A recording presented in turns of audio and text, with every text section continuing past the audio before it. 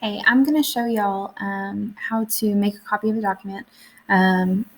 If your district is like my district, we're about to get a whole bunch of stuff sent to us to be putting onto our Google Classrooms and our whatever digital platform our grade level is using.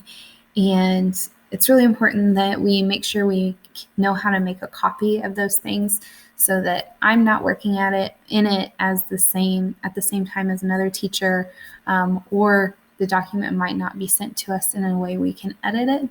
So when we make a copy of it, it becomes ours and you can edit it. So it just keeps things safe so that we know people aren't messing with things.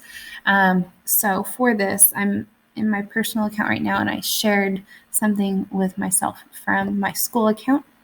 So I'm going to show y'all using that. I'll go to my shared with me, and this is what I want to look at.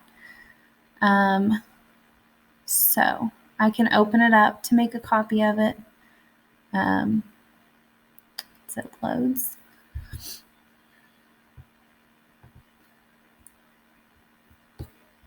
And I can go to File, Make a Copy, and make a copy that way.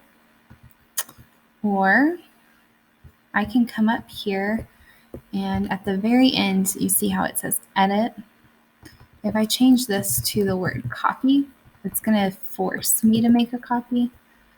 So if I want to send this to someone else to be able to use, or I want my kids to be able to work in it, but I want each of them to have a copy of it, and I'm not worried about getting it back or something, I can copy and paste that back in, and it's going to force me to make a copy.